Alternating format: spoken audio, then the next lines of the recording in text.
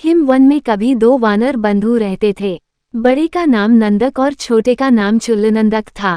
वे दोनों वहां रहने वाले 80,000 वानरों के मुखिया थे। एक बार वे दोनों वानर बंधु अपने साथियों के साथ कूदते फांदते किसी दूरस्थ वन में चले गए और अपने साथियों के साथ नए नएकी के फलों का आनंद लेते रहे। उनकी बूढ़ी माँ भी थी, जो वृद्धावस्था में कूद फांद नहीं कर सकती थी, इसलिए वह हिमवा के वन में ही रहा करती थी। दोनों ही वानर बंधु अपनी माता का भरपूर ध्यान भी रखते थे, अतः वे नए वन से भी अपने अनुचरों के हाथों अपनी माता के लिए फलादी भिजवाते रहे।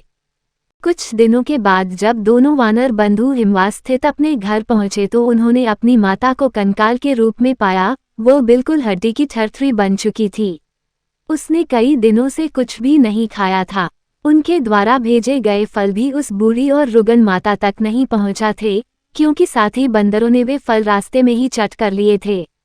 अपनी माता की दयनीय दशा को देखकर उन दोनों बंदरों ने शेष बंदरों से दूर रहना उचित समझा और अपनी माता के साथ एक नए स्थान पर डेरा डाला।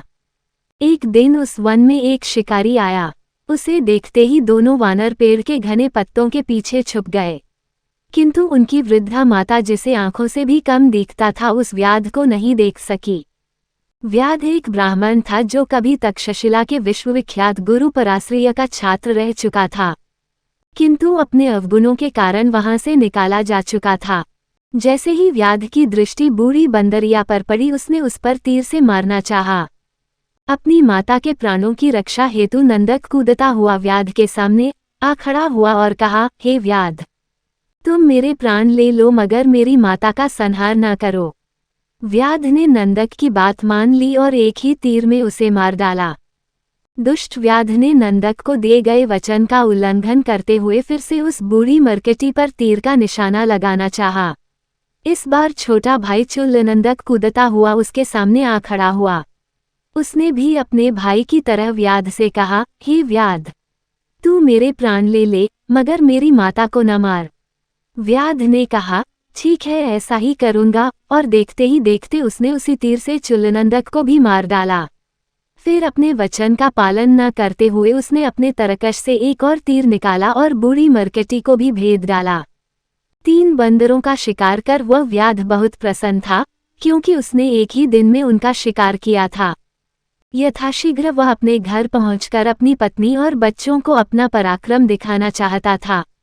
जैसे ही वह अपने घर के करीब पहुंच रहा था, उसे सूचना मिली कि एक वज्रपात से उसका घर ध्वस्त हो चुका था और उसके परिवार वाले भी मारे जा चुके थे। अपने परिजनों के वियोग को उसके मन ने नहीं स्वीकारा। फिर भी विस्मय और उन्माद में दौड़ता हुआ वह अपने तीर, शिकार व अपने कपड़ों तक छोड़ जैसे ही अपने जले हुए घर में प्रवेश किया तो एक जली हुई बॉस भरभराकर गिर पड़ी और उसके साथ उसके घर के छत का बड़ा भाग ठीक उसके सिर पर गिरा और तत्काल उसकी मृत्यु हो गई। बाद में कुछ लोगों ने उपर्युक्त घटना चक्र का आंखों का वृतांत सुनाया। उनका कहना था कि ज्यों ही व्याध ने अपने घर में प्रवेश किया, धरती फट गई और उसमें से आग की भयंकर लपटें उठी जिसमें वह स्वाहा हो गया। हाँ, मरते वक्त उसने तक्षशिला के गुरु की यह बात अवश्य दोहराई थी।